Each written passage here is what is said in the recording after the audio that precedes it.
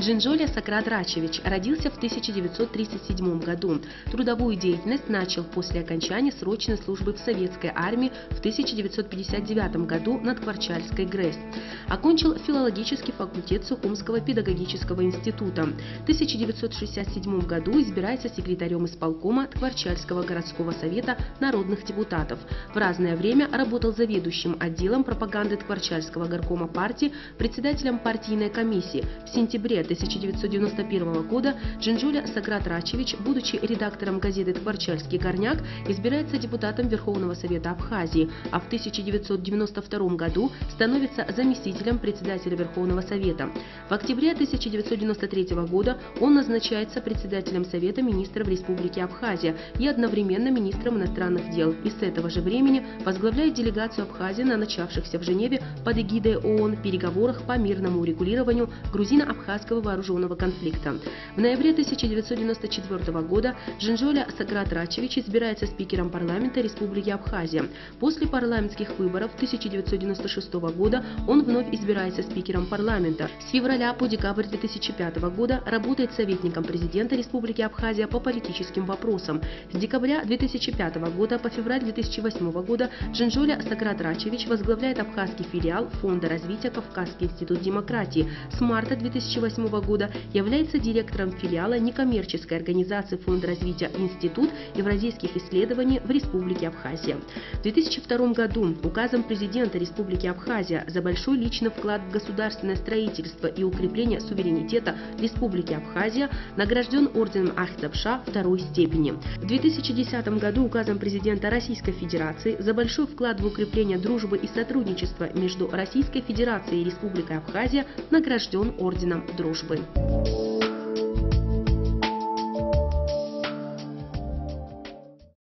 Сократ Рачевич, Министерство иностранных дел Абхазии было учреждено в разгар грузино-абхазской войны. И наша дипломатия развивалась очень тяжело вместе со страной. Вы определенное время, причем очень тяжелое время, в 93-94 возглавляли это ведомство. Каким был именно ваш период? В этом году отмечается 20-летие победы в грузино-абхазской войне, победы абхазского народа. И, конечно, 20 лет тому назад все это происходило. Но то, что происходило тогда, сразу после войны, это было очень важно. Важно потому, что для внутренних дел Абхазии это было восстановление народного хозяйства в конец разрушенного войной. На международном плане это нужно было отстоять завоевание свободы Абхазии ценой многих неисчислимых жертв. И внешняя политика Абхазии определялась необходимостью добиться вот этой задачи, продвинуть в международном сообществе наши идеи нашей независимости. Вы длительное время, насколько я знаю, насколько мне известно, занимались журналистикой. Интересно было бы знать, насколько эта деятельность или опыт, полученный в журналистике, значит, был полезен в вашей работе и в становлении вас как политика. Ну, работа журналиста – это в некоторой степени публичная работа. Она заставляет вникать в то, что ты изучаешь, что ты пишешь, о чем пишешь. И поэтому, конечно, журналистика помогает продвинуться, если можно так применить это слово, в жизни человеку. И тот опыт, который был получен в качестве журналиста в советское время, конечно, мне пригодился. В какой степени вам интересна студенческая аудитория? Студенческая аудитория интересна мне под ее вовлеченностью в изучаемый предмет. Если студенты проявляют интерес, если они задают вопросы, если они смотрят в глаза, и ты смотришь в их глаза и читаешь, так сказать, любопытство, это самое главное. То, конечно, спасибо вам большое.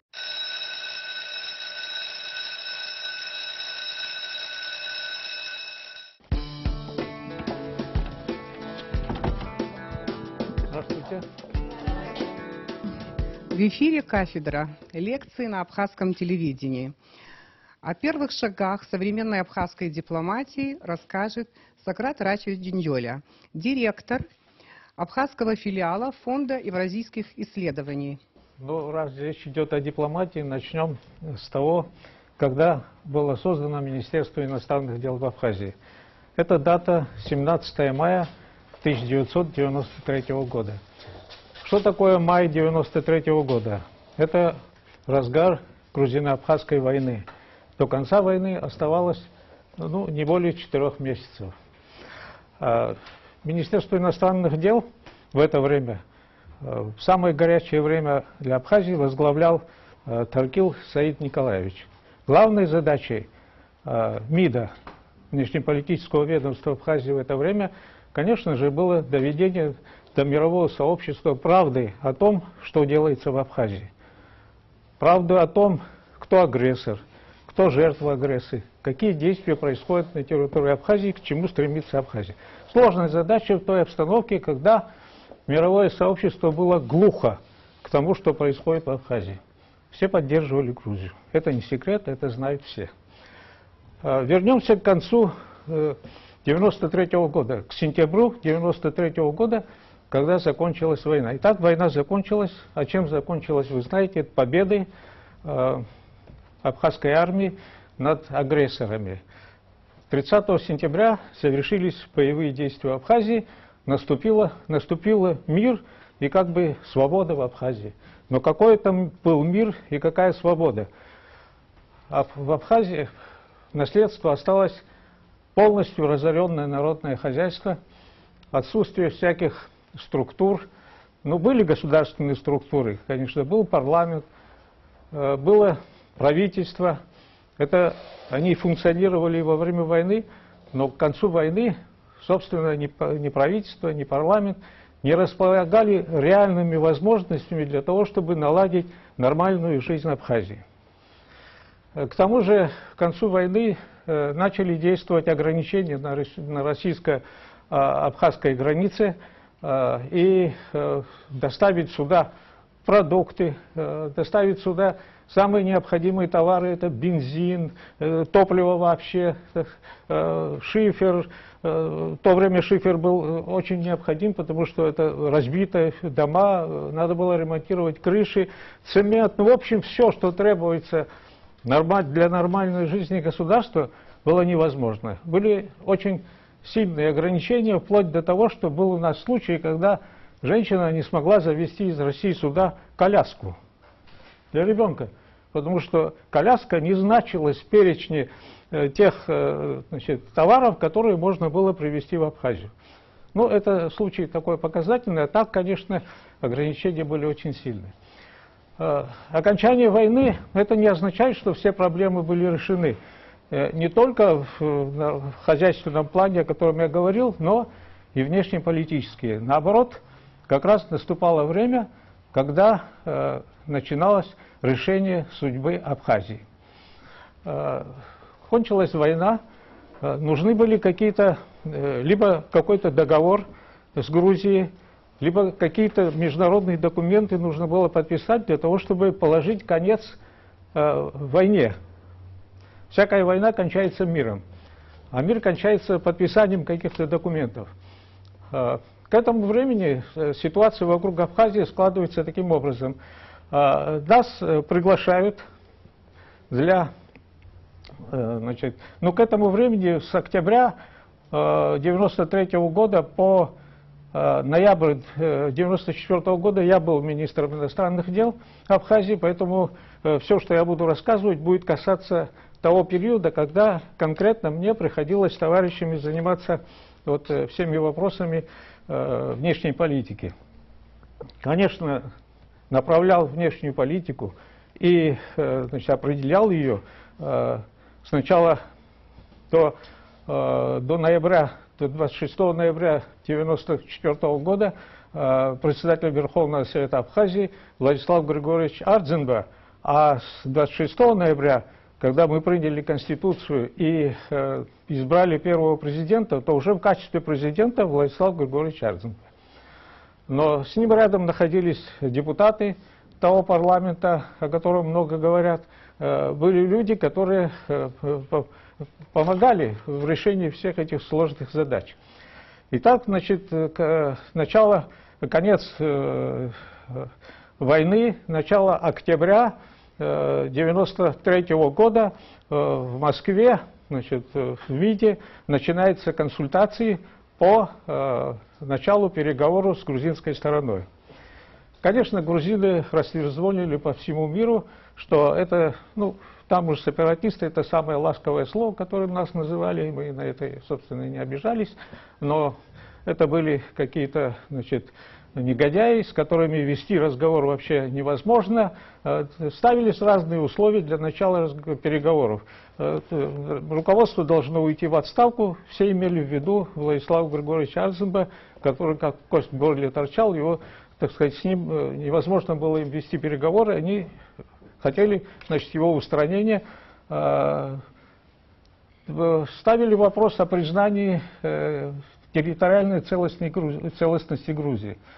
Территориальная целостность Грузии в их понимании подразумевала присутствие Абхазии и Южной Осетии в составе Грузии. Мы этого не могли признать, потому что, собственно, мы уже были вне, значит, Грузии, никаких государственных правовых документов, связывающих Абхазию с Грузией, к этому времени не существовало. Следует вспомнить, что до начала войны, то есть туда в 1991 году, еще в 1991 году, при проведении референдума о сохранении Советского Союза, а зачем этот референдум проводился? К тому времени, вы знаете, Советский Союз был, так сказать, на распутье, он шел действительно к распаду, и решался вопрос о том, сохранится ли дальше Советский Союз или не сохранится.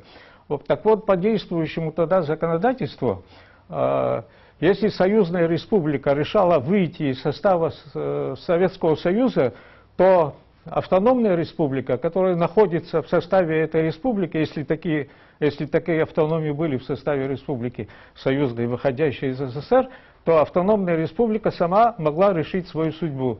Выйти ли вместе с союзной республикой из состава СССР или остаться в составе СССР и таким образом расстаться со своим патроном. Так вот, в референдуме, который состоялся по сохранению Советского Союза, Грузия не принимала участие в этом референдуме. Абхазия приняла и проголосовала за сохранение. Не потому, что она очень болела за Советский Союз, а потому что этот закон, эти действия, это голосование позволяло расстаться им с Грузией. Грузия провела дальше, значит, свой референдум, в котором Абхазия не принимала участие. Референдум это был о выходе из состава СССР. Таким образом, Грузия и Абхазия в правовом отношении расстались еще до начала войны. Но потом война, и кто будет обращать внимание на какие-то результаты какого-то референдума, когда просто убивают людей и просто силой и оружия начинают решать проблемы взаимоотношений двух уже государств. Так вот, в 1993 году, если вернемся снова, значит, к концу войны, начинаются переговоры. Почему переговоры начинаются под эгидой Организации Объединенных Наций?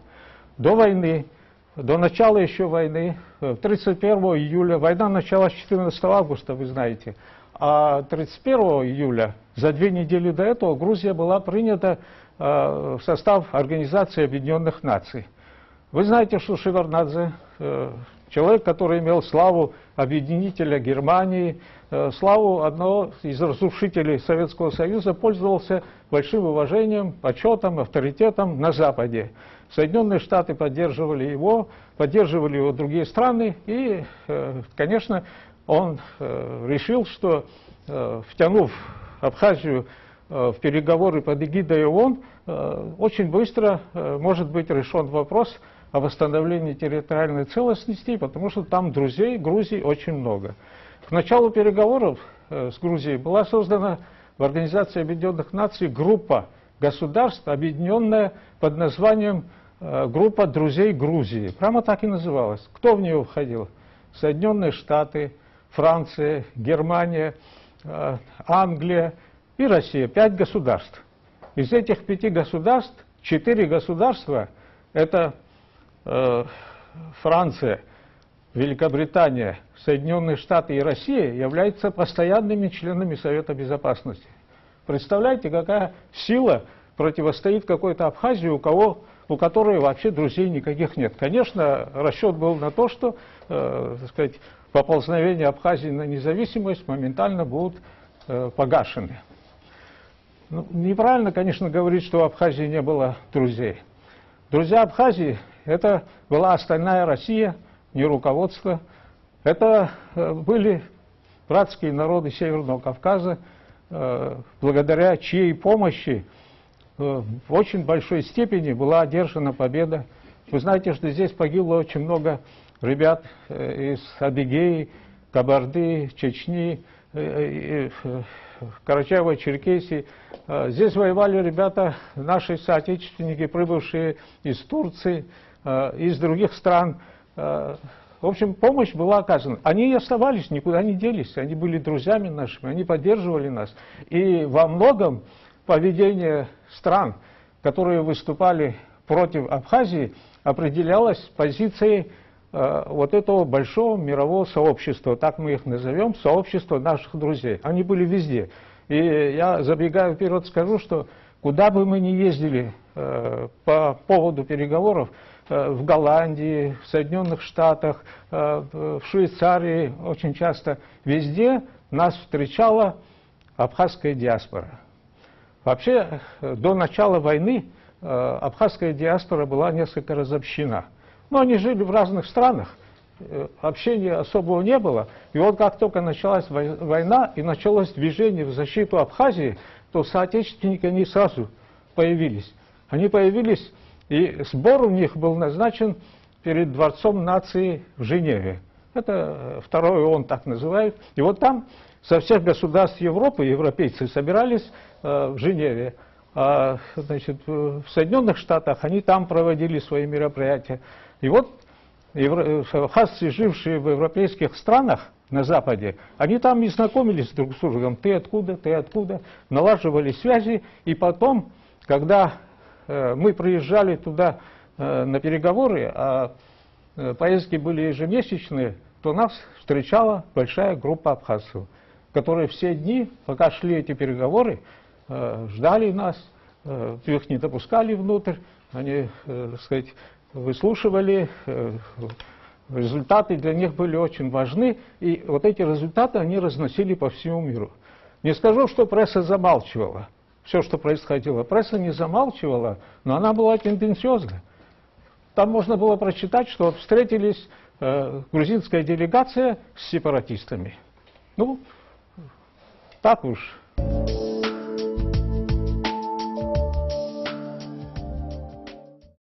Но вернемся к началу переговоров.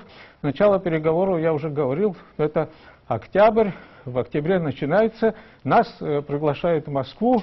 С нами встречается представителем Ельцина, президента Ельцина на переговорах, и главой российской делегации был Пастухов. Он и ныне здравствует, работает, живет в Москве. Пастухов Борис Николаевич, очень уважаемый нами человек, он и в Абхазии был известен, был первым секретарем ЦК в ЛКСМ, вы не помните, тогда комсомол существовал, он в Абхазию часто приезжал, много у него друзей было, но также много у него друзей было и в Грузии, собственно, они не считались тем, что кто-то с кем-то будет делиться, они полагали, что это всегда, навсегда мы остаемся друзьями. Но так не суждено было случиться там. И, значит, он возглавлял делегацию. Абхазская делегация состояла из... Ну, я был главой делегации в этот период. В нее входили Джергини, как личный Андрей Михайлович, может быть, его знаете, он был личным представителем президента, нашего президента Владислава Григорьевича на этих переговорах. Входил Станислав Засимович Лакоба, входил нынешний глава МИДа Чирикба Вячеслав Андреевич. В это время Чирикба был нашим представителем в Западной Европе. Он жил, работал, сначала учился, а потом работал в Голландии и, так сказать, на Западе он проводил соответствующую работу. К нам, значит, присоединился, был в составе нашей делегации, был также, мы добились того, чтобы ему разрешили присутствовать на переговорах, такой был человек Майкл ван Вальт ван Прааг. Он голландец, человек, значит, возглавлявший организацию непредставленных народов и наций. Что такое организация непредставленных народов и наций? В эту организацию, это Малый ООН называли, туда входили страны непризнанные, типа как Абхазия. Абхазия вступила в эту организацию до войны. Кстати, и Грузия вступила. И мы одновременно вступили вот, значит, в эту организацию. Потом, конечно, после войны грузины ушли из этой организации, а мы по сей день продолжаем оставаться в этой организации. Ну, конечно, это не государственная, не признанная организация, но это общественное объединение стран, заинтересованных, объединенных какими-то общими интересами. Какие общие интересы? Это добиться свободы, независимости, добиться признания. В этом отношении эта организация очень была важна, потому что ее голос, через нее, это была трибуна, где мы могли сказать что-то и быть услышанными. Можно было в другом месте сказать и не быть услышанным. А в этой организации обязательно можно было быть услышан. Поэтому мы поддерживали очень тесные связи и добились того, чтобы Майкл ван Вальт, руководитель этой организации, был в составе нашей делегации. И он за столом переговоров сидел всегда с нами. Другое дело, что он мог открыто не высказывать свои мнения, свои предложения, потому что его меньше всего слушали бы. Но он был членом нашей делегации, и это нас как-то нас поддерживало. Вот на улице нас поддерживали наши. Внутри, значит, здесь тоже глава целой большой организации такой. Это тоже моральная, значит, поддержка. Вот. Но к началу переговоров нам ставили определенные условия. Я уже говорил о том, что мы должны были признать территориальную целостность Грузии, то есть признать, что мы находимся в составе Грузии. Мы должны были освободиться от руководителей неугодных, то есть от Владислава Григорьевича. И мы должны были еще целый ряд условий выполнить для того, чтобы, значит, ну какая позиция, почему такая позиция у этих стран была? Давайте посмотрим на позицию России. Какая была Россия к концу 1993 года? Вы представьте себе такую картину. На Северном Кавказе происходят известные события. Северный Кавказ, российский Северный Кавказ, он бушует. Впереди еще предстоят события в Чечне, и, в общем-то, не очень весело. Там можно сказать, что к тому времени возникает такой скачкообразный рост стратегического значения Северного Кавказа. Именно стратегического значения. Ну, экономическое значение, конечно, это имело, но стратегическое значение было важнее всего, потому что через Северный Кавказ возможен был развал всего Советского Союза, и на Северный Кавказ воздействие, как и сейчас, оно было, конечно, тогда очень сильным. Это Северный Кавказ. Вернемся к Закавказью. Что такое Закавказье для России? Мы должны это понимать. Закавказье для России – это, прежде всего, выход на Ближний и Средний Восток, в исламский мир. Это очень важное место, это исторически было. Исторически здесь у России были свои экономические и оборонные интересы. 1993 год, развал Советского Союза уже 2 года тому назад произошел. Здесь образовались новые государства, 3 новых государства. Армения, Азербайджан, Грузия. Грузия и Азербайджан и Армения, все они пожаром войны охвачены. Но как себя Россия чувствует, когда в подбрюшье у нее здесь, в этом районе, значит, горит, на Северном Кавказе дела идут не очень важно, и сама Россия, вышедшая из тех катаклизм внутренних, которые после развала Советского Союза произошли, вы понимаете, что Россия не могла позволить себе, чтобы вот такое положение всегда продолжалось. Конечно, Россия была заинтересована, мы должны это понимать, в том, чтобы был мир в Закавказье. Закавказье для них это очень важное место было. Мир, чтобы был. Но чтобы добиться этого мира, нужны какие-то условия. Какие условия? Россия считала, что ей нужно поддержать территориальную целостность Грузии. Это объяснимо вполне, потому что если территориальной целостности нет, война будет вечно продолжаться, и, так сказать, спокойствия здесь не будет, этим могут воспользоваться и другие, в общем, далеко идущие выводы. Поэтому для России было очень важно сохранить территориальную целостность всех государств и построить с ними, как они тогда говорили, новые отношения. Не имперские отношения, существовавшие в советское время, когда Советский Союз как бы подавлял волю всех этих республик и навязывал им то, что ему было угодно, центр. А новые отношения, которые основывались бы на принципах, тогда это было очень модно, на принципах СБСЕ. СБСЕ – это совещание по безопасности и сотрудничеству в Европе, которое позднее стало называться ОБСЕ – Организация по безопасности и сотрудничеству в Европе. Так вот, значит, на принципах взаимоуважения, соблюдения, признания территориальной целостности, поддержки, взаимопомощи, дружбы и прочее, в принципе, нормальные, очень хорошие.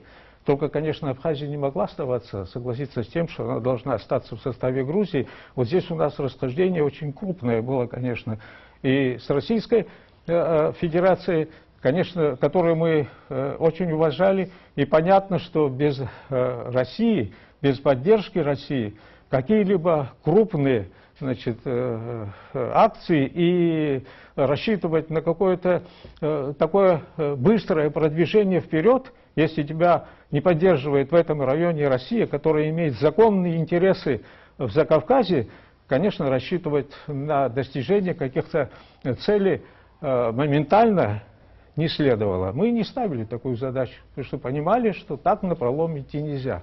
Нужна гибкость во всем. И нужно чтить и уважать и позицию России, и находить возможности, при которых наши устремления совпадали бы с устремлениями той же России. Это очень важно, это очень сложно было, но этого нужно было добиваться. Такая задача стояла перед нами. Мы не могли переломить волю Соединенных Штатов, там и Франции, и Германии и прочее, но с соседом своим главным, исторически, с которым судьбы наши были общими, так уж сложилось России, конечно, мы могли рассчитывать на то, что здесь мы сумеем чего-то добиться. Ну, так оно в конце концов и произошло, если дальше посмотреть. Но тогда позиция России была такая. Мы после окончания войны от нас еще требовали признания того, что мы нарушили Сочинское соглашение от 27 июля 1993 года. Что это за соглашение? Это соглашение о, значит, прекращении огня и, значит, установлении мира в Абхазии. Такое соглашение 27 июля было подписано. Так Россия, которая приложила очень много усилий для того, чтобы было подписано это соглашение, а ее подписывали от России Козырев, сам министр иностранных дел, от Грузии Гогуадзе, председатель парламента, от Абхазии подписывал я, как заместитель председателя Верховного Совета. Вот такого уровня ни один документ никогда не подписывался, чтобы, так сказать, столь высокого ранга чиновник российский подписывал какие-то соглашения, не было такого у нас, так сказать. Козырев тогда подписывал. Уже это говорило о том, что тогда, еще до окончания войны, Россия рассчитывала на то, что вот с учетом всего того, что я говорил о значении Закавказья, которое имело для них, установить этот мир, добиться прекращения войны, установить мир и начать переговоры. Вот все, что тогда они планировали, случилось через год. Это позже случилось, после уже окончания войны, когда были подписаны другие соглашения. Но целый год был потрачен, конечно, на то, чтобы люди продолжали убивать друг друга, продолжали. Россия намерена была прекратить эту войну. К сожалению, грузинская сторона нарушила это перемирие, и 16 сентября, война закончилась 30 сентября, 16 сентября части абхазской армии вынуждены были начать, значит, снова боевые действия для того, чтобы поддержать своих, значит, людей, которые в Ачимчирском районе Ткачели оказались в трудном положении, и, значит, начать боевые действия и довести борьбу до конца. борьбу довели до конца, и теперь, значит, да, России все эти планы, они были отложены на будущее. Она планировала тогда проведение, значит, международной миротворческой миссии, разделение, значит, основанной на прекращении огня, на разделении сторон, на ввод миротворческих сил. Планы были хорошие. Мы были знакомы с этими планами, полностью их поддерживали, потому что каждый день войны для нас означал гибель людей. И, сказать, решение там, где возможно было решить политическими переговорами, путем политических переговоров вопрос, у нас не было выбора. Мы шли на это всегда. И никто не может нас упрекнуть в том, что не было гибкости у абхазской делегации или у абхазского руководства, что они ни с чем не соглашались. Конечно, это все выдумки, это все вранье. Мы рассматривали все предложения, приемлемые предложения с приемлемыми соглашались, неприемлемые, конечно, мы не могли согласиться. Мы прошли через войну, гибель людей, и просто так отдать то, что завоевано было кровью, жизнями тысяч наших граждан, конечно, мы не могли на это пойти.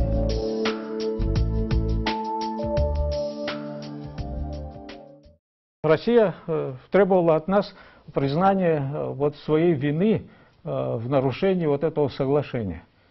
Значит, мы, конечно, сделали соответствующие заявления, но в нем было сказано, что Абхазия тоже нарушила это соглашение, но она нарушила после того, как вынуждена была это сделать в результате действий Грузии. Такое объяснение, оно было принято, оно было понятно, и оно сняло многие препятствия для того, чтобы, значит, Россия получила поле какой-то деятельности. Ведь если, так сказать, полностью ограничить ее и, так сказать, во всем, так сказать, только себя видеть, тогда, конечно, трудно было бы. Россия получила поле деятельности, Россия поддержала наши предложения в отношении того, что уже на самом первом раунде должен быть подписан между нами, ну, не договор, может быть, но какое-то, значит, соглашение о том, что Грузия и Абхазия отказываются от применения силы, хотя бы на период переговоров, что, значит, в зону конфликта будут введены миротворческие силы, а зона конфликта — это уже река Ингур. Грузины находятся на левом берегу, а Абхазия на правом берегу. И там ввести, значит, миротворческие силы с тем, чтобы на период, пока ведутся переговоры, а переговоры намечалось вести до полного урегулирования, то есть до решения всех вопросов между Абхазией и Грузией, и до того, как поставят последнюю точку, они должны стоять там и создавать условия для того, чтобы не возобновились боевые действия, для того, чтобы можно было спокойно возвращать беженцев, а это вопрос был очень важный. И таким образом, значит, в спокойной обстановке вести диалог между Грузией и Абхазией. Эти предложения были приняты. С нами встречались до начала переговоров, встречался Бруннер, был такой швейцарский дипломат, представитель генерального секретаря Организации Объединенных Наций. Он вел в то время, так сказать, руководил переговорами между Абхазией, предстоящими переговорами между Грузией и Абхазией. Мы с ним встречались в посольстве в Москве, встречались в Женеве, значит, до начала этих переговоров. У него, конечно, тоже были свои требования. Первое требование от него, как от представителя Организации Объединенных Наций, было это признание территориальной целостности Грузии. Он говорит, ну как, территориальная целостность есть, она обозначена везде, в документах Совета Безопасности. Она обозначена, помните, было такое 3 сентября 1992 года, итоговое заявление Московской встречи. Вот в этом заявлении написано, значит, написано, что Абхазия и все признают, значит, территориальную целостность Грузии. Мы должны остаться в составе Грузии и должны вопросы решаться там. Так сказать. Ну, этот документ, который подписан был в начале войны, в самом начале войны, когда выкручивали руки нашему руководству в Москве, и только благодаря тому, что руководители Северного Кавказа, а все они присутствовали там, все поставили свои подписи под этим документом, с тем, что встреча, она называлась «Встреча между Ельциным и Шеварднадзе». А все остальные, кто на этой встрече присутствовал, включая нашего руководителя, нашей делегации и Северного Кавказа, согласились. Там написано, согласились с тем, что решили Ельцин и Шеварднадзе. Но все руководители Северного Кавказа поставили свои подписи под этим документом. Этот документ должен был положить конец войне. И вы знаете, что Владислав Григорьевич подписал этот документ, но он, выступая, сказал, что он прекрасно понимает, какие подводные камни таятся под этим документом, что в его стране идет геноцид его народа, и то, что, так сказать, и он подписал этот документ в надежде на руководство России, что оно, значит, поведет правильную, значит, политику в дальнейшем, и в надежде на помощь северокавказских братьев он подписал это соглашение, он и не мог не подписать. И таким образом, а теперь ссылаются на этот документ и на другие, говорят, ну как же, вот есть территориальная целостность, везде обозначена, и к тому времени уже наштамповано было много резолюций Совета Безопасности ООН. Ну, Шеварднадзе присутствует там, значит, составляют грузины соответствующий документ, проходит через канцелярию Организации Объединенных Наций, и все, что пишется туда, все, что докладывается, а в это время в Грузии уже были международные наблюдатели ООНовские, были они на территории Абхазии, и все, что докладывалось туда, докладывалось в одном ключе. Абхазия ни в чем не права, Грузия во всем права. Ну и соответствующие резолюции, конечно, рождались, которые призывали Абхазию согласиться с тем-то, с тем-то, с тем-то. Целый ряд был, так сказать, перечень вот таких. Первая встреча, не буду я все подробно рассказывать, первая встреча состоялась в Женеве с грузинской делегацией в конце ноября, 31 ноября 1993 года. Накануне мы получили список делегаций, грузинской делегации, и вдруг, так сказать, поздно вечером, потому что нам не давали этого списка целый день, в конце нам дали, перед тем, как, так сказать, после ужина, фактически поздно вечером дали список, и в этом списке мы обнаружили, значит, должности интересные у грузинской делегации. Один там значится председатель Совета Министров Абхазской Республики автономной. Но к тому времени, извините, я был председателем Совета Министров. Я говорю, я председатель Совета Министров один, председатель Совета Министров второй Автономной Республики Абхазия, и там ряд других лиц. Ну, принять предложение Организации Объединенных Наций, организаторов этих переговоров, сесть за стол переговоров с ними означало, что конфликт действительно в Абхазии произошел. Между, значит, абхазской стороной и грузинской стороной в Абхазии. И Грузия здесь выходит чуть ли не миротворцем.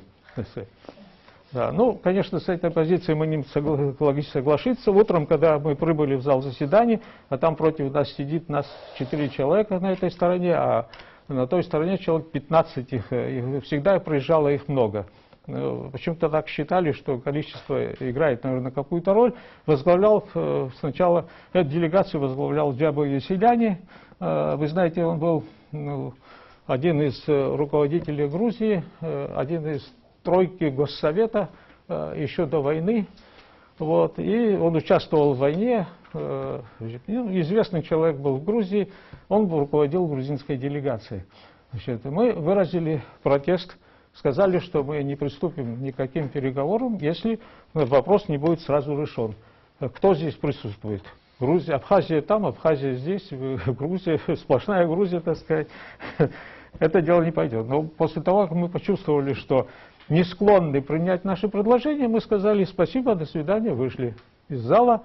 Значит, если до сих пор у меня в архиве лежит листок бумаги, на котором рукой просто я написал вместе с нашей делегацией под диктовку, написал, значит, протест, и с этим протестом мы, значит, выступили перед прессой. Интерес к нашей встрече был огромен. Почему? Потому что, во-первых, впервые после развала Советского Союза, а вообще мы единственные были, под эгидой ООН переговоры ни с кем не велись, только Абхазия. И там журналистов со всего мира накопилось столько, что пройти в зал заседаний было невозможно. Мы в коридоре там, где больше всего прессы было, прочитал я им это, так сказать, вот эту нашу отповедь, что мы пришли сюда не за тем, так сказать, мы объяснили свою позицию и сказали, что мы готовы вести диалог с Грузией, а не с представителями какой-то абхазской автономии, созданной в Грузии, там неизвестно кем, неизвестно для чего. Что есть законные органы власти, которые избраны народом и действуют в Абхазии. Вот с этими законными властями они должны считаться. Ну, около 1,5 часа они думали, и в конце, значит, нам сообщают, приглашают нас в зал, пришли мы, и Бруннер, руководитель, значит, переговоров, сказал: вот с этой стороны сидят организаторы ООН, с этой стороны сидят там делегация России напротив них. С этой стороны сидит делегация Грузии, а здесь делегация Абхазии. И никаких должностей ни у кого там нет. Ну, мы с этой согласились, потому что если делегация Абхазии отдельно, делегация Грузии отдельно, это нормально. Это абхазская сторона, грузинская сторона, как потом стали подписывать документы. И подписи шли не одна под другой, там грузинская, потом абхазская подпись. Нет, грузинская подпись, абхазская рядом, так сказать, на одном уровне.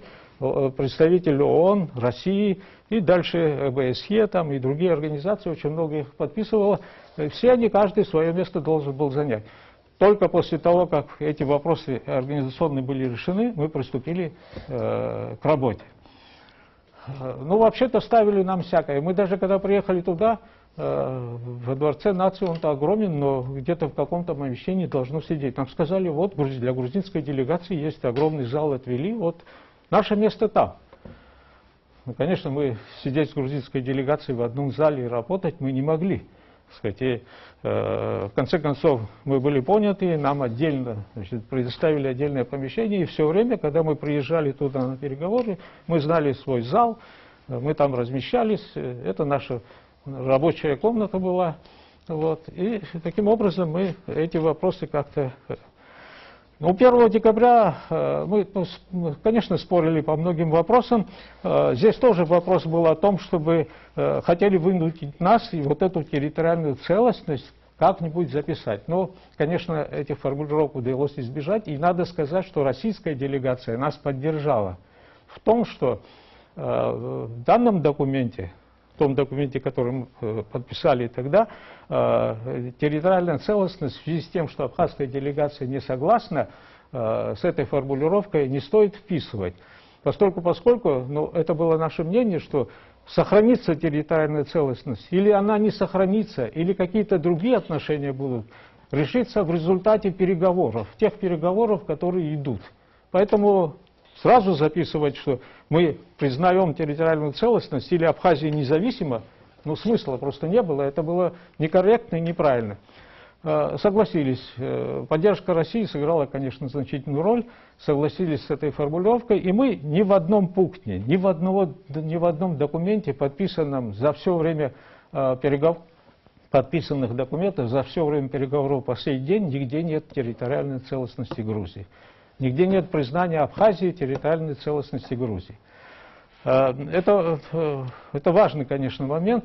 И да, в преамбуле этих документов везде написано, что переговоры проводятся с учетом резолюции Совета Безопасности того-то, того. Таким образом, организаторы переговоров сохранили свою святость. То есть они там завуалированно пишут о том, что территориальная целостность Грузии сохранилась, и она должна, и только так должны вестись переговоры. Но ни в одном пункте, под которым стоят наши подписи, этого не было.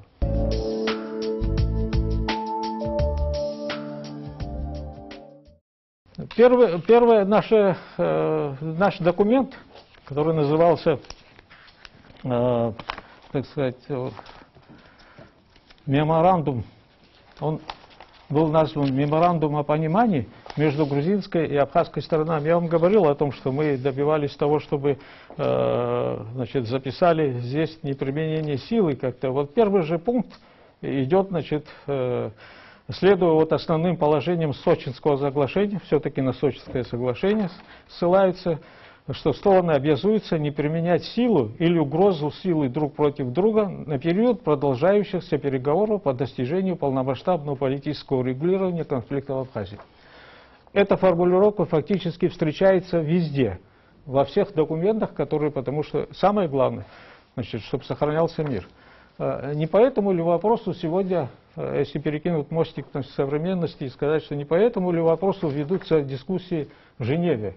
Вот, наша делегация, по-моему, сегодня тоже еще там находится, вот, во главе с заместителем министра иностранных дел Ираклием Хиндба находится. И они бьются как раз над тем, чтобы вот такое обязательство, ну не в таком виде, конечно, а международно-правовое такое обязательство, обязывающее обязательство подписать между Грузией и Абхазией. Грузины отказываются.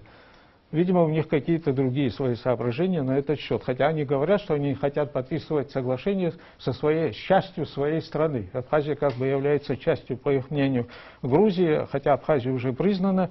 И, значит, тут совершенно другая ситуация складывается в Закавказье в этом отношении. Но они продолжают упорствовать, продолжают делать вид, что ничего не произошло. Хотя поезд уже давно ушел, идет и идет вперед. Мы признали, да, поддержали нас и в том, что между сторонами в конфликте, как называли эту войну конфликтом, должны быть расположены миротворцы. И уже очертание какое-то, значит, здесь получило, что, значит, мы желаем такое, значит, это было здесь написано, здесь записано было также увеличение числа международных наблюдателей. Ну и, конечно, пункт обойти молчанием проблему беженцам нельзя было. От нас требовали, даже еще до начала переговоров, я все не могу сказать, вам столько было разных, от нас требовали, чтобы мы начали возвращение беженцев. Это сразу после войны, октябрь месяц. Представляете? Когда раны, ну не то что не зажили, а, так сказать, вот, было настолько опасно появление одного человека из тех, кто ушел отсюда, что нам говорили, ну верните какую-то часть в Гагру, верните какую-то часть в Гагру, значит, вернуть беженцев. И мы говорили, представляете, это нашей безопасности не соответствует принципам, это война снова, значит. Но он говорит, ну все равно, ну надо, ну что-то надо сделать, ну в конце концов, конечно, приходили к пониманию того, что этого нельзя делать, но здесь тоже записали, что надо скорейшим образом решать вопрос. Пожалуйста, мы подойдем к проблеме решения беженцев, мы не отказываемся, мы будем решать беженцев. Тот, кто имеет право вернуться в Абхазию, мы никому не запрещали. Не запрещали никому. И это бред, когда говорят о том, что вот абхазы уперлись, никого не пускают, там страшные вещи творят.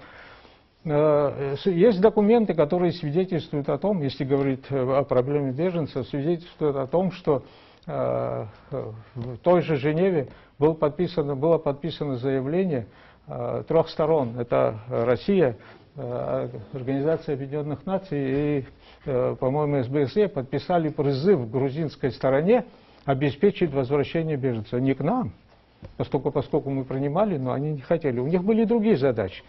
Это имеется в виду после подписания четырехстороннего соглашения о возвращении беженцев. В этом четырехстороннем, да, но я к этому подойду. Значит, вот этим закончился первый этап. И очень важно здесь решение было, значит, начать работу экспертов. То есть какие отношения между Абхазией и Грузией, о статусе Абхазии. Вот кто будет в будущем Абхазии, какие будут отношения. Должны были начать переговоры, значит, на уровне экспертов. Эксперты – это люди, которые сидят, буквально, значит, специалисты рассматривают. Экспертную группу от Абхазии возглавлял Евгений Андрей Михайлович, он был нашим прокурором, юрист хороший, и, так сказать, он руководил. Он был представителем, как я уже сказал, президента Арцинга на переговорах. В экспертную группу, первую группу, которая встречалась по этому вопросу в Москве, входили Станислав Лакоба, входил Юрий Анчабадзе, ученый, который в Москве находится, входил Юрий Николаевич Воронов. Вот такие люди входили в эту группу. И первое заседание, сразу же после в декабре месяце, в начале декабря состоялась первая же встреча. Группу европейских экспертов возглавлял был такой профессор Малин Верни, он профессор Женевского университета. Ну, человек, так сказать, обладающий определенными знаниями, опытом в государственных делах, он возглавлял эту делегацию. Туда Абхазия, российскую делегацию возглавлял был такой дипломат Федосов. По-моему, он и ныне жив, он входил в российскую делегацию и на переговорах, и, значит, здесь на встрече экспертов он возглавлял российскую делегацию. Все были опытные люди. Я не скажу, что наши были такие же опытные, как все остальные, но они знали, чего хотят добиться, знали, какая задача стоит перед нами, перед ними какая сложная задача, и как бы вырабатывали пути, так сказать. Туда прибыли все эксперты с большими, так сказать, папками, в которых так расписано было это урегулирование. Грузины приехали туда, они сказали, что это самая широчайшая автономия будет предоставлена, такие полномочия, которых никто еще не видел. И вот такое мы привезли, они сказали. Европейцы тоже привезли, как они видят, значит, в отношении Абхазии и Грузии. Российская делегация тоже. Абхазия привезла туда листик, который, ну, одно предложение всего-навсего было, что Абхазия готова обсуждать либо независимость, либо конфедерацию с Грузией. Больше ничего мы не согласны. Тут же, конечно, сказали, что ну как это? В решениях Совета Безопасности написано, что независимости быть не может, сказать, вот только в составе Грузии должен вопрос как-то решиться. Ну, наши говорят, ну, вы можете писать все, что угодно, а это на самом деле, так сказать, наш народ не готов, так сказать, объединяться с Грузией после того, как мы уже давно разошлись. Поэтому мы готовы на самое большее обсуждать вопросы, связанные, ну, с конфедерацией еще. Так сказать. Несмотря на то, что ни до чего не договорились, значит, стороны разошлись все довольны. Довольны, потому что грузины, потому что они, значит, услышали, что да, значит, вопрос независимости обсуждать не надо. Российская делегация была довольна тем, что Абхазия и грузины прощупывают какие-то пути, так сказать, начался диалог, и к чему-то общему при участии всех сторон можно будет прийти. Западные во главе с Малин пошли писать доклад к себе в ООН, что есть значительное продвижение вперед, и несмотря на то, что абхазы не согласны, шаг за шагом мы должны прийти к чему-то. Второй раунд переговоров у нас состоялся 11-13 января в Женеве состоялся. Здесь тоже, ну, к тому времени, к январю, были многие вопросы решены. Это вопросы там обмена военнопленными. Ряд гуманитарных вопросов был решен. Это, конечно, было как достижение, но вместе с тем, значит, считалось, конечно, что темпы продвижения вперед очень слабые, очень слабые. Договорились продолжать обсуждение, продолжать, так сказать, работу экспертов и дальше, и таким образом, чтобы прийти к какому-то соглашению. И здесь как раз говорится о том, что неплохо было бы ввести миротворческие силы. Мы везде настаивали на том, что основу миротворческих сил должен составлять российский воинский контингент. Это было очень важно для нас. Разные вопросы по-разному решались. Вот. Дальше состоялось заседание, второе заседание экспертной группы, которая, значит, нельзя сказать, конечно, что они значительно продвинулись, но в обсуждении вопросов, вот, предположим, конфедерация, а что такое конфедерация? Союз совершенно независимых государств. Но конфедерации тоже разные. Сейчас в чистом виде конфедерации уже нигде нет. Даже швейцарская конфедерация, которую проводили нам пример и говорили, что вот по типу швейцарской конфедерации у вас будет. Ну, от швейцарской конфедерации в настоящее время осталось одно название. Это самая настоящая федерация. Наша делегация, мы были согласны обсуждать вопрос конфедерации. Грузины понимали, что конфедерация продержится не более недели, и, конечно, не соглашались.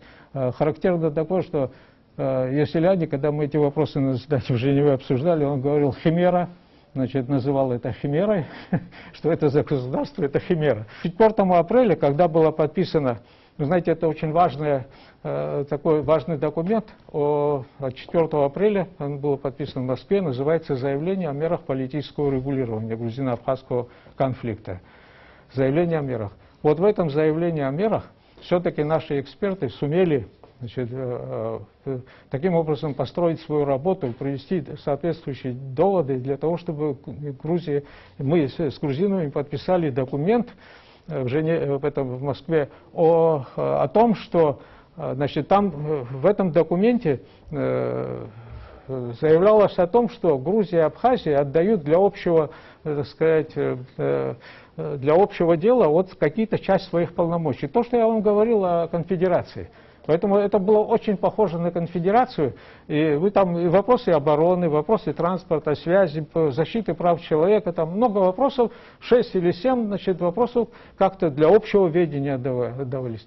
Там не было, значит, досконально расписано, что это за государство, какие наднациональные органы будут, какие органы, что будет входить в исключительное ведение Абхазии, что будет в исключительное ведение Грузии, что общего ведения, ничего этого не было, но сам документ представлял очень важную в связи с тем, что Грузия впервые официально признала, что Абхазия, обладая этими полномочиями, которые она готова была отдать для общего, так сказать, ведения, означает, что Абхазия обладает этими полномочиями, то есть Абхазия является независимым государством.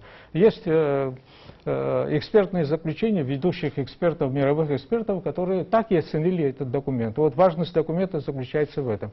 Сразу же после 4 апреля этот документ был, значит, одобрен Организацией Объединенных Наций, и рекомендации были разработаны для того, чтобы дальше действовать на основе, значит, вот, принятого, подписанного 4 апреля в Москве этого документа. Подписание документа оставлено было тоже очень в МИДе, это состоялось, присутствовал генеральный секретарь ООН, Бутрас Гали тогда был такой генеральный секретарь. И, в общем, присутствовали важные персоны. И мы готовы были идти в этом направлении. Это тоже говорит о нашей гибкости, о нашей способности, знаете, в соответствии с тем, с реалиями существующими, вести диалог, вести таким образом, чтобы Абхазия не была в проигрыше, чтобы Абхазия в конце концов выиграла и отстоять то, что было завоевано в войне.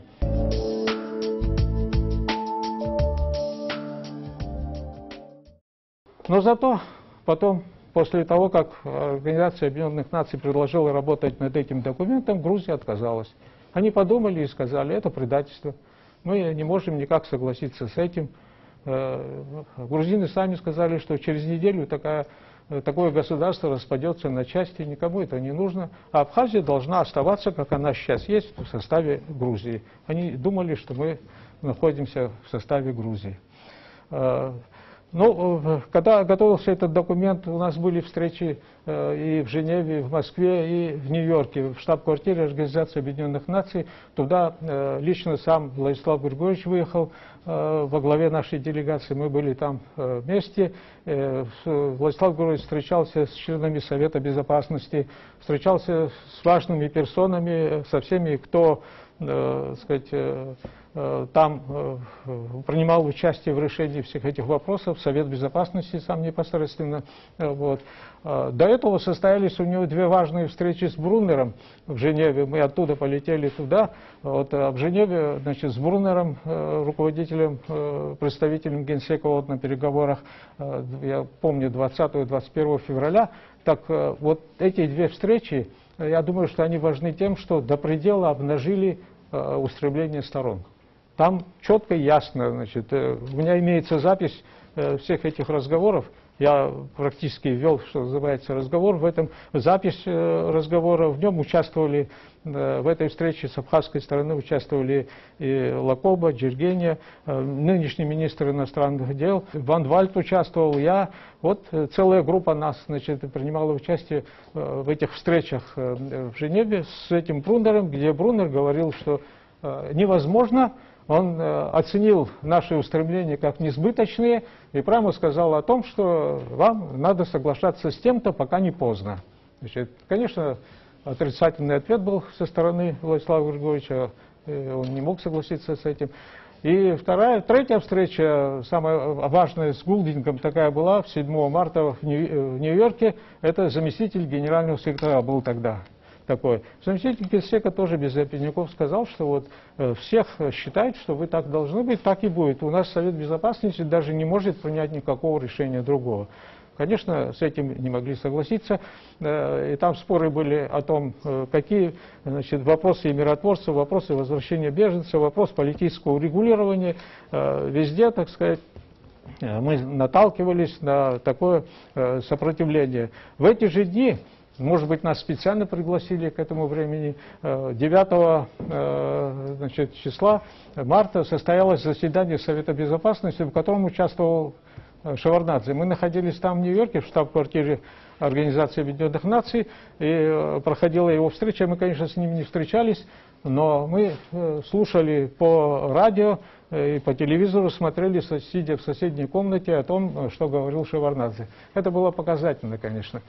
Он сказал о том, что благодаря вмешательству каких-то отребьев там Северного Кавказа, что русское оружие там воевало, там, значит, на стороне, сказать, абхазов были российские воинские части, и вот, значит, вот таким образом добытая вот там, вот, значит, свобода, она не должна, так сказать, вот кого-то вводить в заблуждение, нужно, значит, покончить с сепаратизмом. Он начал угрожать всему миру, что это распространится на всех, на вас, всех запугивал и говорил о том, что да, миротворческие силы надо ввести, но миротворческие силы надо ввести от Псол до реки, значит, до Ингура, то есть на всю территорию Абхазии. Вся территория является зоной конфликта. А если, говорит, вы поставите миротворцев по реке Ингур, это означает разделение Грузии на две части, то есть подтверждение результатов войны. А с результатами войны мы не должны считаться.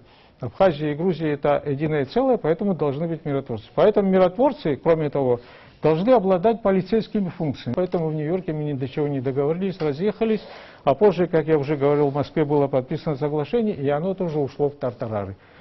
После этого все наши встречи, конечно, заканчивались какими-то незначительными заявлениями, какими-то там, знаете, обменом мнений, но дальше продвинуться в 1994 году дальше продвинуться не могли. Вот Абхазия, значит, это то, что касается переговоров. Что касается участия в международных различных организациях, я уже говорил, что Абхазия участвовала в организации непредставленных народов и наций.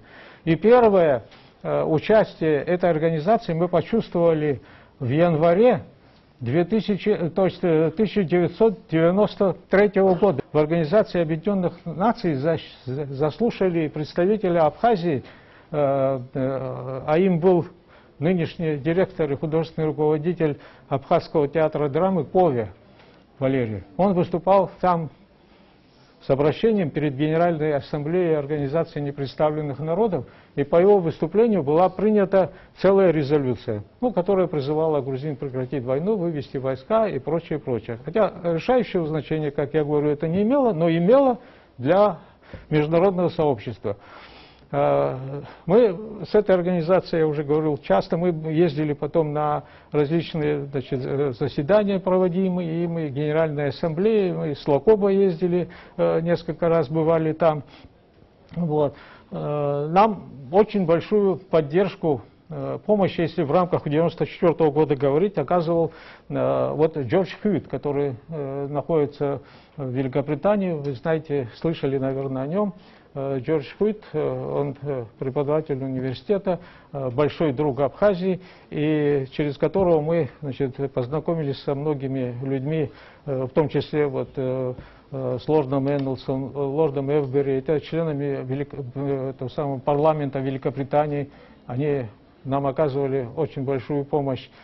И, значит, по приезде в Лондон, где мы, значит, по приглашению Джорджа Хьюита были там, он организовал нам встречи и в парламенте с этими лордами, как я уже говорил. Он организовал прямое выступление мое в этом, на BBC.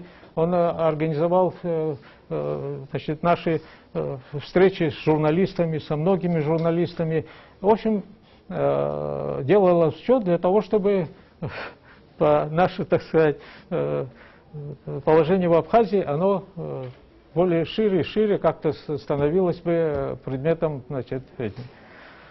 Ну, вопросов очень много, и, наверное, ограничимся мы на этом. Не могу не сказать несколько слов. Вот все говорят сейчас о Березовском.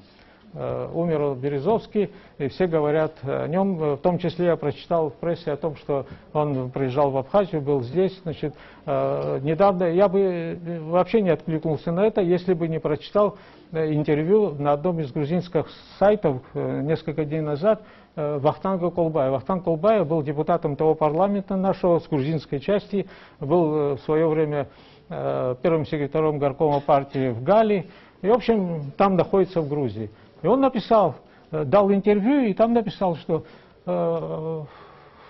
причины поражения. Он пишет, что причины поражения заключаются в том, что Россия и Соединенные Штаты договорились о переделе, значит, разделе Грузии. К России отходила Абхазия, а остальная часть отходила к Соединенным Штатам. Это заявляет он. И второе, он говорит, что в решении абхазской проблемы принял участие однажды Березовский. Он был здесь у нас в Грузии, он пишет, беседовал с Шеварднадзе, затем поехал в Абхазию, и там должна была состояться какая-то сделка, но она не состоялась. Слово-то какое, сделка. И это слово меня, так сказать, вернуло к тем событиям, которые... Ну, сначала хочу сказать о разделе. Никакого раздела между Грузией, между, значит, Соединенными Штатами и, как его, Россией, Грузии, конечно, не было. Я уже говорил о том, у России какие интересы. У Соединенных Штатов свои интересы. Какие они? В 1994 году началось вот подъем этих интересов, когда они посмотрели, в разваливающемся в этом мире есть возможность вклиниться, так сказать, поближе к России, в Грузию. Тогда Грузия, и Шеварднадзе подавал надежды, значит, Соединенным Штатам. И в Грузии вот тогда впервые началась эта программа, вот, одна из содружества какой-то, как она называлась, программа действий по постепенной подготовке к вступлению в организацию, которая называется НАТО, вы знаете это. Это в 1994 году началось, и у них были свои интересы, они ни с кем не собирались делить. Я помню очень хорошо, как на второй встрече в Женеве к нам прибыл некий представитель Госдепартамента, который был аккредитован там, в Женевском дворце нации, и мне сказали, что он хочет со мной поговорить.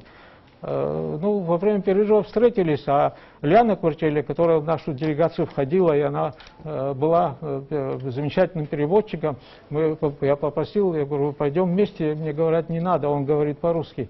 И он высокого роста человек, выше меня, так сказать, пальчиком угрожая мне, сказал, вы даже не смеете ставить вопрос о независимости, мы этого не позволим. Вот Соединенные Штаты, 1994 год. Конечно, я, так сказать, не очень подготовленный к такого рода разговору, выразил ему все, что мне хотелось сказать, и он ошарашенный сказал, что нет-нет, вы меня не поняли, я не то хотел сказать. Я говорю, очень прекрасно понял. Лучше сидите вы себе там за океаном, а мы договоримся с Грузией, как нам дальше жить. Он потом позднее встречался, Владислав Григорьевич его встречал, он ему тоже соответствующий выговор делал. Вот. Но, значит, это вот почему я вспомнил. И что касается Березовского, он действительно приезжал в Абхазию, мне Владислав Григорьевич сказал, едет Березовский, а он был тогда заместителем секретаря Совета Безопасности России, поэтому, конечно, встречаться с ним надо было. Встретились с ним, я на двух встречах был, вот, одна вот эта, которая прошла в Афоне, в Новом Афоне, но странно было, с самого начала он был чем-то недоволен, потом выяснилось, что он гражданин Израиля, на этом швейцарском самолете с американским экипажем не смог сесть в Гудаутах на военном аэродроме российском. Ну, само собой разумеется, что ему не разрешили там сесть. Он приземлился в Адлере, оттуда вынужден был добираться на машинах, которые из Абхазии ему послал Владислав Григорьевич. Он был очень расстроен и говорил, что я им покажу, это что такое, это безобразие, секретарь Совета Безопасности, заместитель секретаря и прочее, прочее. У меня создалось впечатление, что он впервые видит документы по урегулированию в грузино-абхазском. А это был уже какой, 97-й год. 97-й год. Вот, странно было видеть, но он хотел наскоком решить. И он интересовался постоянно вопросом, а каков ваш личный интерес? Наш личный интерес, мы объясняли, что заключается в том, чтобы, так сказать, Абхазия и Грузия жили бы по соседству нормально, чтобы был положен конец войне, чтобы Абхазия получила свою независимость, которую заслужила. Вот что наш нет, личный интерес. Он имел в виду что-то другое, которое, в общем, объясняется словом «сделка». Сделка не удалась. Он пригласил Жваня оттуда, из Грузии, еще кто-то был там. Он приехал сюда с Патаркасишвили. Патаркасишвили вы впервые видели, он стоял, сидел весь день, молчал. За обедом только 2-3 слова сказал, когда поднимал, а так молчал постоянно. Жваня, так сказать, тоже ничего не мог решить. Конечно, закончилась наша встреча тем, что Березовский махнул рукой и сказал, что с вами не договоримся, и мы подошли к обеду. За обедом Владислав Григорьевич как бы невзначай сказал Жване, что а вы знаете, что ваша фамилия производная от абхазской фамилии. Ну как? Ну, он ему в течение 5 минут объяснил, что Жване это искаженное от Авенбе. Очень хорошо объяснил, он знал это. Жване был удивлен. Уехал к себе, и как нам потом рассказывали, те, кто в Тбилиси бывают, рассказывали, что он в парламенте, он был спикером парламента, на другой день в парламенте спросили, ты зачем ездил в Абхазию, что ты там делал? Ну, он рассказал, что вот Березовский хотел, так сказать, решить проблему, но, значит, ни до чего не договорились. Так, ну и что дальше? Ну, дальше мне, говорит, Владислав Григорьевич объяснил, что моя фамилия абхазская. Ну, вы представляете реакцию грузинского парламента, спикер которого признается в том, что он чуть ли не его, так сказать, корни абхазские. Ну, это внутреннее их дело. Дальше, конечно, шли переговоры, но это, значит, все, что происходило дальше, это тема отдельная, тема большая, и мне кажется, что я, вот осветив небольшую часть работы Абхазии над политическим урегулированием, постарался вам рассказать то, что те шаги, которые были сделаны впервые, первые шаги абхазской дипломатии. Сегодня абхазская дипломатия уже на международном уровне, уже очень высоко, с ними считаются, они на равных, значит, встречаются с дипломатами мирового уровня. Поэтому я должен сказать, что хорошее начало получило хорошее продолжение. Мы признаны Российской Федерацией, мы признаны рядом других государств.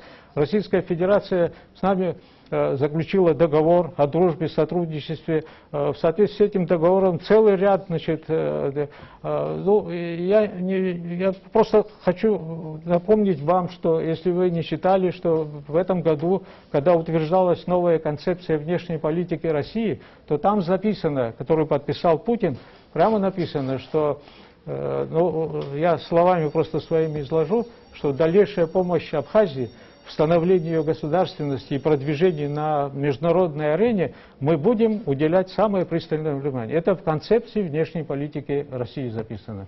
Лавров подтвердил, что никакие наши попытки урегулировать свои отношения с Грузией не будут сделаны за счет предательства Абхазии. Лучше не скажешь.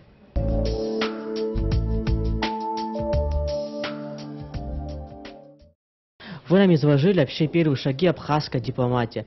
А какого вы видите будущего абхазской дипломатии в мировой арене? Ну, на мировой арене я так вскользь сказал, что абхазская дипломатия, она уже фактически признана, и на мировой арене она и будет играть такую же роль, как и все, значит, внешнеполитические ведомства других государств. У нас будет больше поддержка международная с течением времени, нас признают больше других государств, наше внутреннее положение все время будет улучшаться, экономическое, виде внешнее политическое ведомство всегда опирается на то, что внутри есть. Очень важно, я эту сторону вообще не осветил сегодня, ну, потому что из-за неимения времени. Вы можете представить себе 93-94 год, когда мы булку хлеба давали вместо зарплаты человеку. Сегодня, когда не было ни у кого, у вас сегодня вряд ли найдется человек, у которого телефона нет в кармане. А мы, выезжая за границу, потеряли всякую связь с Абхазией. Мы не могли позвонить кому-то и спросить, как в этом вопросе нам дальше действовать. То есть это была совершенно другая ситуация. Это все равно, что, знаете, вот сравнить средние века с настоящим. Для нас это было равносильно. Конечно, Абхазия будет развиваться, экономическая мощь, Россия помогает.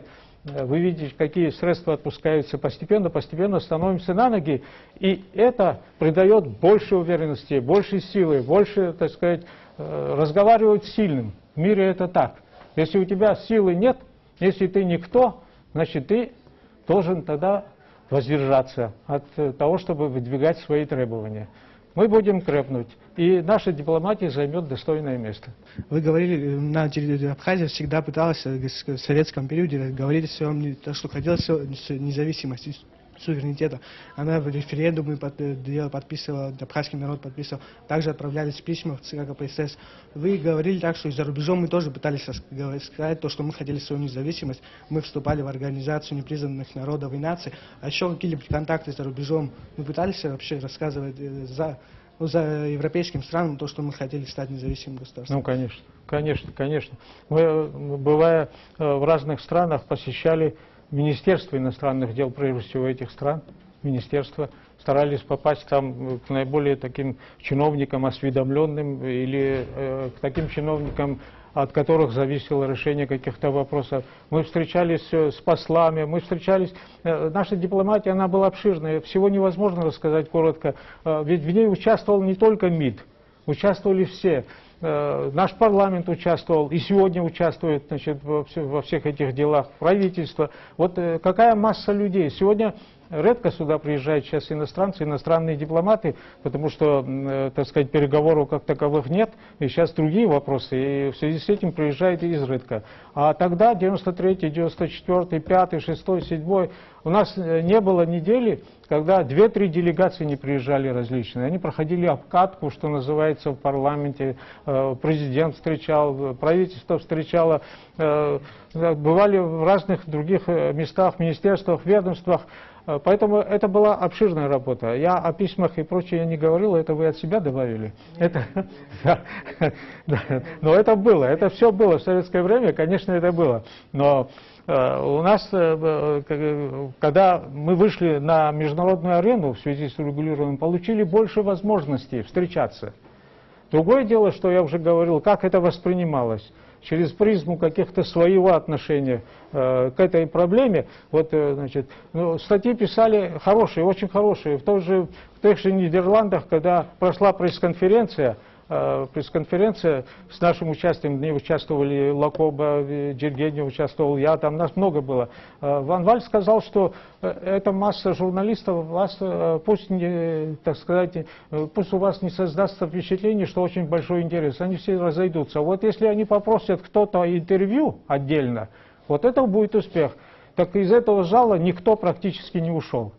Это была наша победа. И они все по отдельности в течение нескольких дней давали интервью. Там есть портреты наши на флаге на фоне абхазского флага, огромные, в ведущих газетах Нидерландов. Конечно, они писали то, что мы говорили, и дальше добавляли, что эти сепаратисты вот добиваются своих целей, что они в одном месте называли нас повстанцами, в одном месте в газете написали, что мы ожидали увидеть бородатых повстанцев, руководителей повстанческих отрядов, а встретились с обыкновенными дипломатами. Никто из нас не был дипломатом. Но наша служба, наша работа обязывала нас быть дипломатами. Мы не называли себя дипломатами, мы не были ими в полном смысле этого слова. Но все, что делалось, это была дипломатия.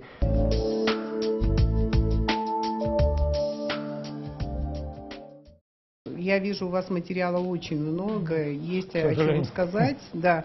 Но просто в рамках одной лекции это очень трудно было бы сделать. Ну, у нас, можно сказать, все впереди. Мы вас обязательно еще пригласим на кафедру, так что разговор должен быть продолжен, Спасибо. потому что это, думаю, что для студентов, международников и вообще, по-моему, для всех, кто интересуется нашей дипломатией, внешней политикой, это было безумно интересно.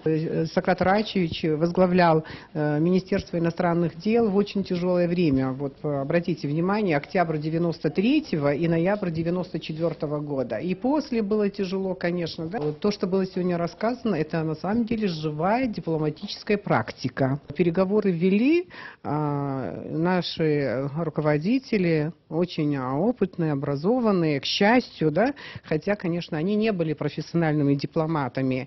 Но времена меняются, конечно, сегодня требования к МИДу, к работникам МИДа, они совершенно другие. Очень важна профессиональная подготовка.